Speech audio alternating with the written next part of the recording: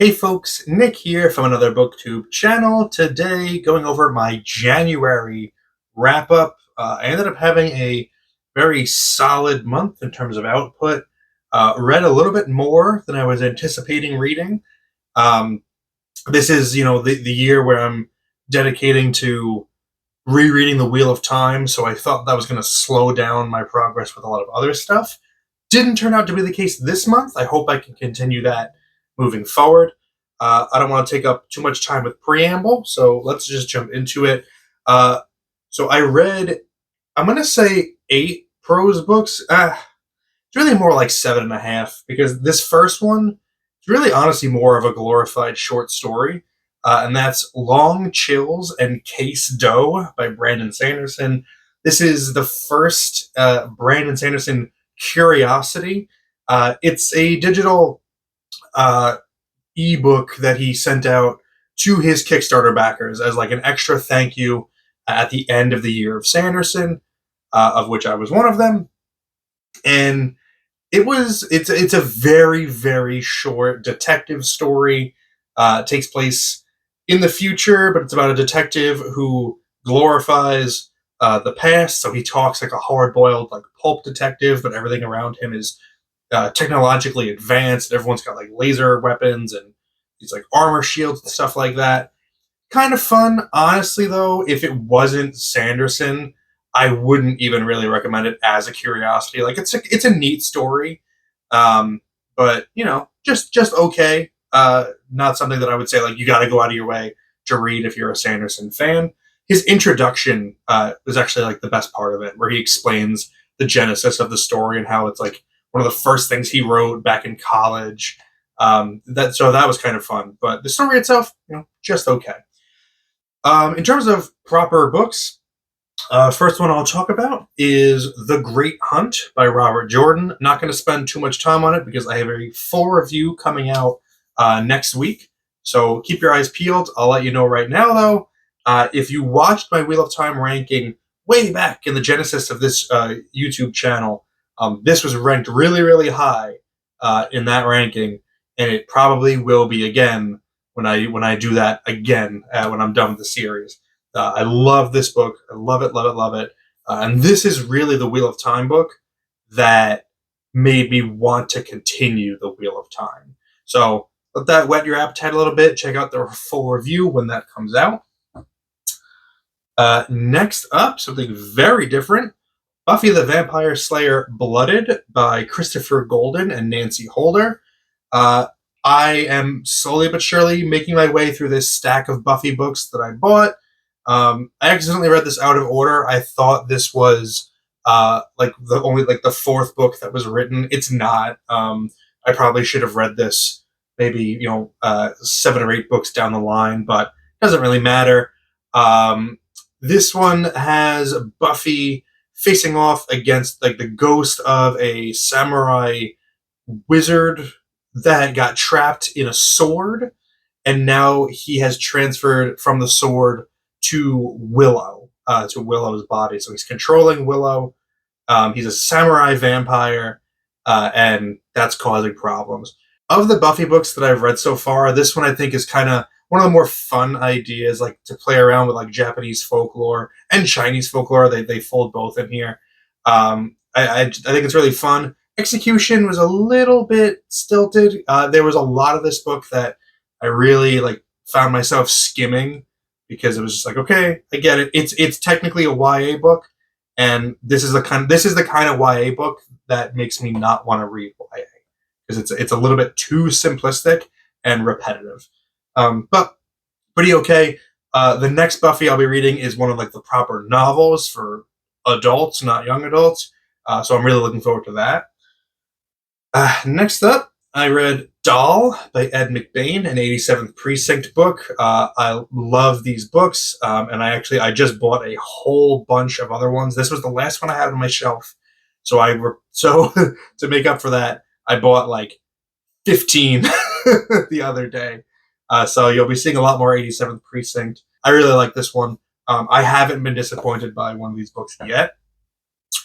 I'll switch gears really quick to a book I don't have anymore. Strangers on a Train by Patricia Highsmith. This was my first Patricia Highsmith book that I read, and I liked it. I need to revisit the movie because I don't know if I was remembering the movie wrong or maybe the movie changed things from the book. But the book was not quite what I expected, but it was still really interesting. Had a lot of really tense moments. I did find myself kind of flagging on it a little bit in the middle, but I think it had a really strong ending. So yeah, I want to read some more Highsmith. I just don't know when I'm going to have the time to actually do so. Um, Next up, a book I've already reviewed on the channel, The Whispering Dead by Darcy Coates. Check out my full review of this. Darcy Coates is proving to be a very reliable, uh, almost cozy thriller writer. This was another really enjoyable one. Check out my full review for more information. I just mentioned I got that haul of 87 Precinct books from a used bookstore. Last time I was there, they had a bunch of Darcy Coates books on the shelves as well, and I passed them up. I only bought one of them because I was like, oh, those will be here when I get back. I went back and they were all gone. So I'm a little bummed about that. I could have got these at a deep discount, but oh well. I'll still be reading as much as I can from her this year. And not last, but certainly not least either, Nemesis Games by James S.A. Corey, book 5 in The Expanse. I have a full review of this one going up next week. No, I had a review of this go up earlier this week. Haha. Yeah, so check that out for full thoughts. But another really great entry in the Expanse series. Although I did have a little bit of mixed feelings about this one, I could also see why this might be some people's favorite Expanse book. So again, check out that review for why I think that. Okay, and now last is Gerald's Game by Stephen King. I don't have a dust jacket. I bought it without a dust jacket. You can see it there, Gerald's Game. I'm actually not done reading this as of this recording, but I've got a couple days left, and I will finish it. I've got about this much left. And it's honestly, it's been a little slow going. I think there's a lot about this book that I like, but it also I think is kind of highlighting some of the parts of Stephen King that I don't, which is sometimes his editor lets him kind of go on a little bit too much. Although I did already post a video about this in which I talk about how there's one sequence in here that I think exemplifies why Stephen King is one of the best horror writers or best writers to ever really do it. And I stand by that, even if I'm a little mixed on the book as a whole. I think that sequence really, I stand by that video completely. Curious to see where I end up when I get to the end of this. Might do a full review of it. But this is a story that I think, as of right now, I think probably could have been shortened by about 50 pages, maybe even 100. It's only 300 odd pages, and it's taking me longer to read than like the Expanse book was. Like it's really tough sledding. So I don't know. We'll see how that ends up. So that is it for the prose books that I read this month. Let me get into my comics and graphic novels now. So first up, I read the first volume of Danger Street by Tom King and Jorge Fornes, I believe, did the art for it.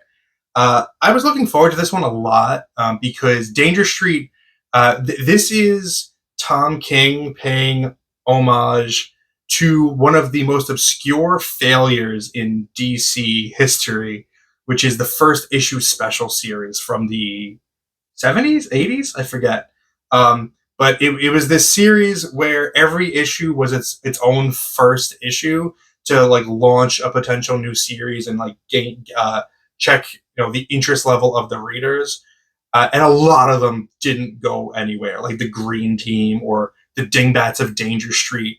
But what's really fun about these books is that Jack Kirby worked on a lot of them.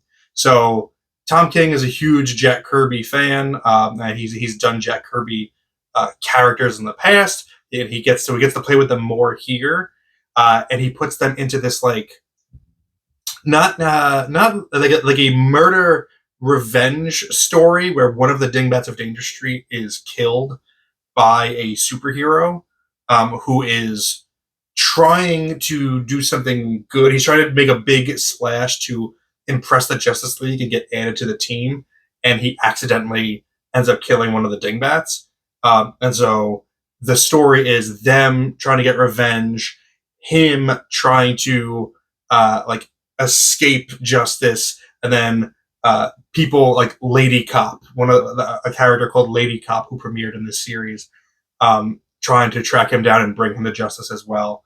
So it's interweaving all of those different characters from the series. It's not quite as fun as I wanted it to be. Like these characters are very silly. There's a reason that they failed, and I think the series is taking them all very seriously. And it's not quite what I wanted from it. Not Stephen King, Tom King is very good at that. Like Mr. Miracle, Vision, even Supergirl to some extent. These are lower tier characters that he's able to write really like high level stories about and make you take them seriously. He did it for Adam Strange as well. And I just don't know that it's fully working in this series. But there's a second volume. I'll check it out when it's collected in trade form. But yeah, just okay for me. Something that I really enjoyed though was Love and Rockets Heartbreak Soup by Gilbert Hernandez. I enjoyed this one much more than Maggie the Mechanic by Jaime. After Maggie the Mechanic, I actually was concerned Love and Rockets was not going to be for me. It turns out I just didn't vibe with Jaime's writing in that first book.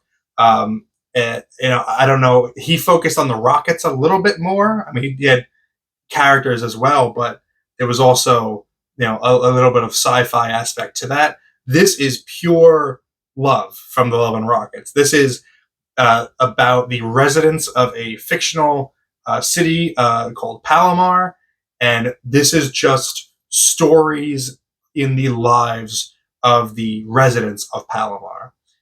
And it is really riveting stuff. It's really great. The stories are really fun, funny, just weird, and the art is sensational. I've heard Jaime is often called the better artist of the two brothers. I think he's amazing at composition, like composing a black and white panel. If in a very dramatic sense, he absolutely is incredible, a genius. But I really like Gilbert's more cartoonish style. I think his composition of a cartoon frame is exceptional as well. So maybe it's just a matter of preference, but I loved the way that this book looked. I thought it was gorgeous. And I think he did a tremendous job. So I don't get that discourse between like Jaime versus Gilbert. I think they're both equally fantastic, and I really liked Heartbreak Soup. And these next two books I'll do at once because you'll see why. But I read some Calvin and Hobbes. This is the Essential Calvin and Hobbes Treasury. This is the Calvin and Hobbes Sunday pages from 85 through 95. And I mean, they're just Calvin and Hobbes collect strips from the newspaper. And it's my first time reading Calvin and Hobbes because I didn't read them in the newspaper when they were coming out. And I just thought they were wonderful. I think Bill Watterson is a tremendous artist. God, these are beautiful to look at. So much fun, so much energy, so lively. I can't believe that you get drawings, black and white drawings to look like this, and the color stuff for the Sunday pages is also fantastic. I really like the Sunday pages book because it has the original art side by side with the printed art, so you can see how he's doing it in black and white and then laying the color on top of it. So that's a really neat book if you're a Calvin and Hobbes fan. I recommend that one a lot. And I like these so much, I ended up buying the box set of the complete Calvin and Hobbes, which is just wonderful. So yeah, those are the graphic novels that I read. Plans for February. I'm going to read the third Wheel of Time book, The Dragon Reborn. That's on my list. And also might try to get book 6 of The Expanse in, and then just see what else I can put on top of that. February is a short month, so we'll see how it turns out. But pretty good output this month. Let me know what you read in January that you really enjoyed.